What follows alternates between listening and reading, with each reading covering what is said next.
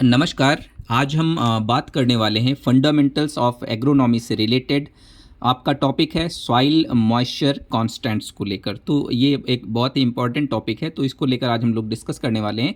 तो soil moisture constants मतलब मृदा आर्द्रता स्थिरांक आपका क्या होता है, तो इसको हम परिभाषित कैसे करेंगे। तो इसका जो डेफिनेशन है वो आपका क्या है, soil moisture constants are the specific water contents in soil that represent characteristic points of soil water availability. मतलब जो आपका सॉइल मॉइस्चर कांस्टेंट है, मतलब मृदा आर्द्रता स्थिरांक है, वे आपके विशिष्ट बिंदु होते हैं जो मिट्टी में विभिन्न अवस्थाओं पर जल की उपलब्धता को दर्शाने का काम करते हैं। These constants indicate how much water is held in the soil at different tension levels and how much of it is available to plants।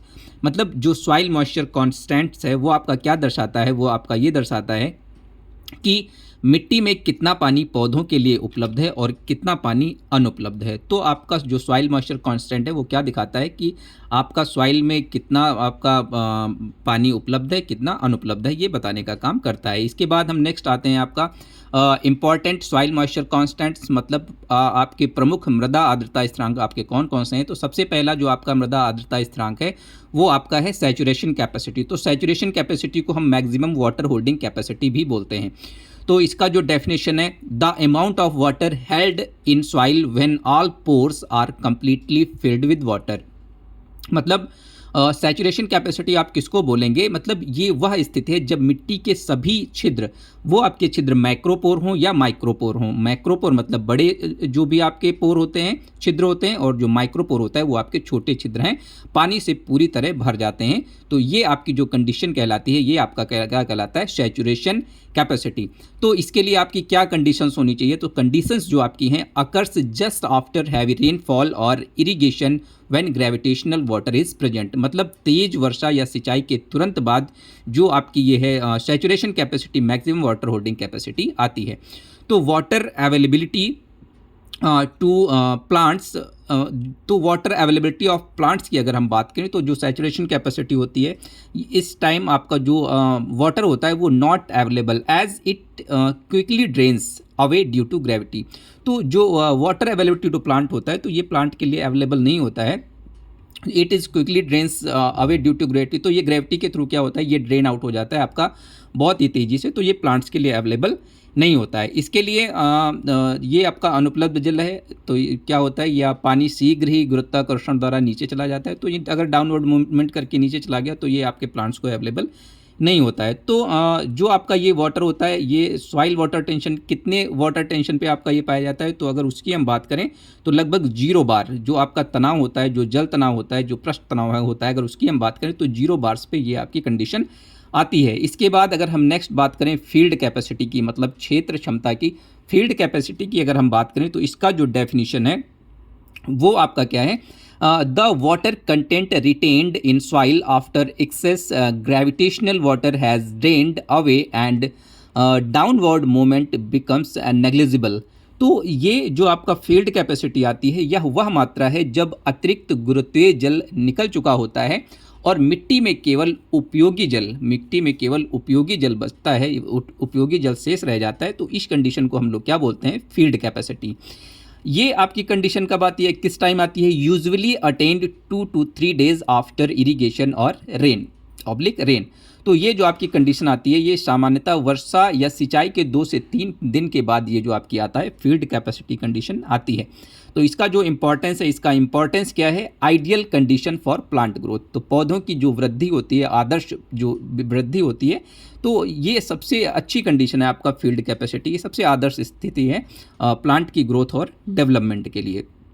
तो नेक्स्ट पॉइंट है इसमें, soil pores contain both water and air in balance. तो जो भी soil के pores होते हैं, जो भी मिट्टी के छिद्र होते हैं, वो क्या करते हैं, मिट्टी के छिद्रों में जल और वायु का जो संतुलन होता है वो आपका क्या रहता है, इक्वल रहता है, बराबर रहता है। इसी से आपका क्या होता है, प्लांट का ग्रोथ और डेवलपमेंट अच्छा होता है। इसके बाद अगर हम नेक्स्ट आपकी बात करते हैं तो जो आपका ये आपका फील्ड कैपेसिटी की जो कंडीशन है, ये आइडियल कंडीशन है प्लांट ग्रोथ के लिए, मतलब पौधों की वृद्धि के लिए सबसे आइडियल कंडीशन है। और जो soil pores contains both water and air balance, जो आपका वाटर है, एयर है, ये बैलेंस्ड कंडीशन में आपके पाए जाते हैं। सॉइल वाटर टेंशन, अगर हम सॉइल वाटर टेंशन की अगर बात करें तो वो 0.1 से 0.3 बार तक इसमें जो टेंशन होता है, मतलब दबाव होता है, वो पाया जाता है। नेक्स्ट हम बात करते हैं नंबर 3, परमानेंट विल्टिंग पॉइंट। मतलब स्थायी जो आपका मुरझाने का जो बिंदु है उसको हम लोग परमानेंट विल्टिंग पॉइंट बोलते हैं। तो परमानेंट विल्टिंग पॉइंट में आपका क्या होता है, इसका जो डेफिनेशन है, the soil moisture level eight which plants wilt permanently and can not recover even if placed in a saturated atmosphere. तो जो परमानेंट विल्टिंग पॉइंट है इसको हम लोग कैसे डिफाइन करेंगे, इसको हम ऐसे डिफाइन करेंगे कि वह आपका आर्द्रता स्तर होता है जिस पर पौधे स्थायी रूप से मुरझा जाते हैं।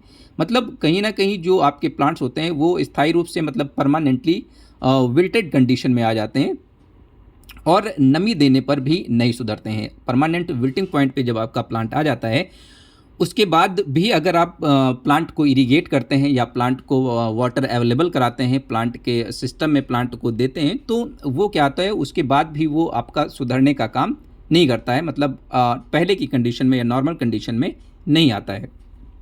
इसके जो इम्पोर्टेंस है, इसका जो महत्व है परमानेंट विल्टिंग पॉइंट का, इसका क्या है, represents the lower limit of available water for plants. मतलब जो आपका परमानेंट विल्टिंग पॉइंट है वह आपका क्या है, पौधे के लिए उपलब्ध जल की निम्नतम सीमा है। मतलब आपका जब परमानेंट विल्टिंग पॉइंट की जब कंडीशन आ जाती है उस समय जो वाटर की अवेलेबिलिटी होती है वो बहुत ही निम्न स्तर पर पहुंच जाती है। तो उस स्तर पे आपका जो प्लांट होता है वो जो आपका वाटर है उसको वो एब्जॉर्ब नहीं कर पाता है, तो कहीं ना कहीं वो विल्ट होके, मतलब मुरझा के परमानेंटली वो क्या होता है, ख़त्म हो जाता है। इसके बाद आपका अगर हम सॉइल वाटर टेंशन की बात करें तो जो आपका परमानेंट विल्टिंग पॉइंट है, परमानेंट विल्टिंग पॉइंट पे जो सॉइल वाटर टेंशन होता है वो आपका कितना होता है, लगभग 15 बार के, अराउंड 15 बार के आसपास होता है। नेक्स्ट आपका है नंबर 4, हाइग्रोस्कोपिक कोफिशिएंट। अगर हम हाइग्रोस्कोपिक कोफिशिएंट की बात करें, आर्द्रता ग्राही गुणांक की अगर हम बात करें, इसका जो डेफिनेशन होता है, the amount of water held by soil particles in thin films. मतलब थिन फिल्म्स का मतलब एब्जॉर्ब वाटर, जिसको हम लोग एब्जॉर्ब वाटर बोलते हैं, आफ्टर एयर ड्राइंग इन अ सैचुरेटेड कंडीशन। मतलब जो आपका हाइग्रोस्कोपिक कोफिशिएंट होता है, जो आपका आर्द्रता ग्राही गुणांक होता है, वह आपका क्या होता है, वह यह होता है कि मिट्टी के कणों की सतह पर बहुत पतली परत में चिपका हुआ जल। तो जो आपकी मिट्टी के कण होते हैं, मिट्टी के कण आपके कौन कौन से होते हैं, जैसे सैंड, शेल्ट, क्ले। तो ये जो आपके सॉइल पार्टिकल्स हैं, जो मिट्टी के कण हैं, इनकी जो परत होती है उसकी परत पे एक बहुत थिन लेयर आपकी जो पानी की जो चिपकी रहती है, जो वायुमंडल से संतृप्त वाष्प के बीच सुखाने पर भी बना रहता है। वायुमंडल में आप उसको सुखाते हैं, उसके बाद भी उसके चारों तरफ वो लेयर कहीं ना कहीं बनी रहती है। तो इस कंडीशन को हम लोग क्या बोलते हैं, हाइग्रोस्कोपिक कोफिशिएंट। तो इसको हम लोग हाइग्रोस्कोपिक कोफिशिएंट बोलते हैं। तो अगर वाटर अवेलेबिलिटी की बात करें हाइग्रोस्कोपिक कोफिशिएंट पे, तो जो वाटर की अवेलेबिलिटी होती है प्लांट के लिए, नॉट अवेलेबल टू प्लांट्स। तो ये जो आपका हाइग्रोस्कोपिक कोफिशिएंट है, आर्द्रता ग्राही गुणांक है, इस पे जो वाटर की अवेलेबिलिटी होती है प्लांट के लिए, वो बिल्कुल ही शून्य के बराबर होती है, क्योंकि जो ये वाटर होता है ये सॉइल पार्टिकल्स पर बहुत ही टाइटली बाइंड होता है, तो ये प्लांट को अवेलेबल नहीं होता है। तो आपका जो हाइग्रोस्कोपिक कोफिशिएंट है पौधों के लिए, ये उपलब्धता जो है इसकी, ये वाटर क्या होता है, अनुपलब्ध होता है, बहुत ही कसकर बंधा होता है, इसलिए ये प्लांट को अवेलेबल नहीं होता है।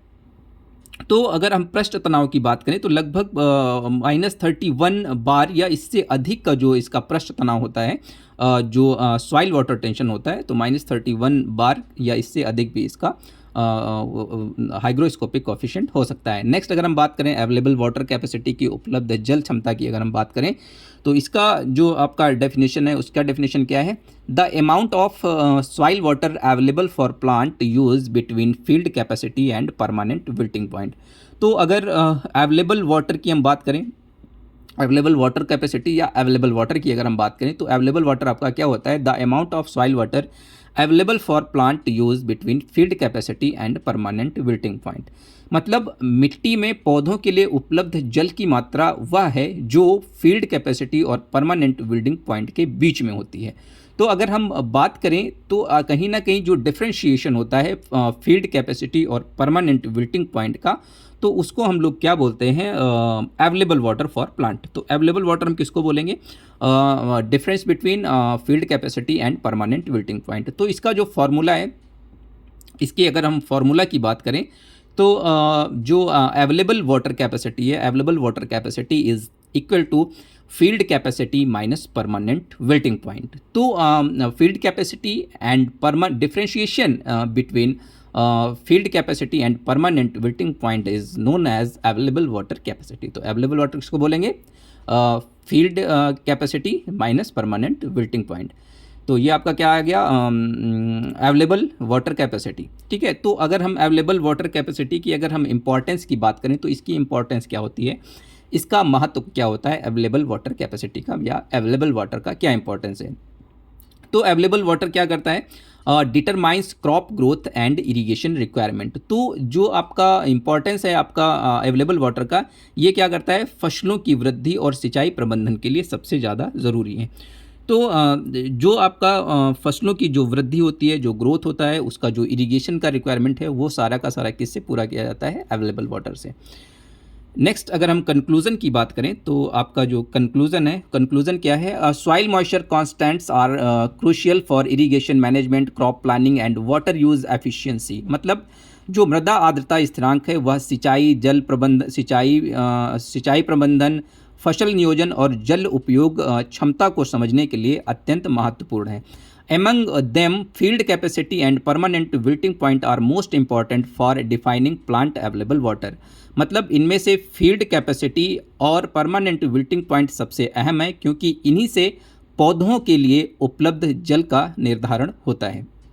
तो फील्ड कैपेसिटी और परमानेंट विल्टिंग पॉइंट जो है ये आपके सबसे इम्पॉर्टेंट पॉइंट हैं, किसके लिए, आपका इरिगेशन रिक्वायरमेंट पूरी करने के लिए। Thank you so much, keep watching and subscribe to my YouTube channel. Thank you so much.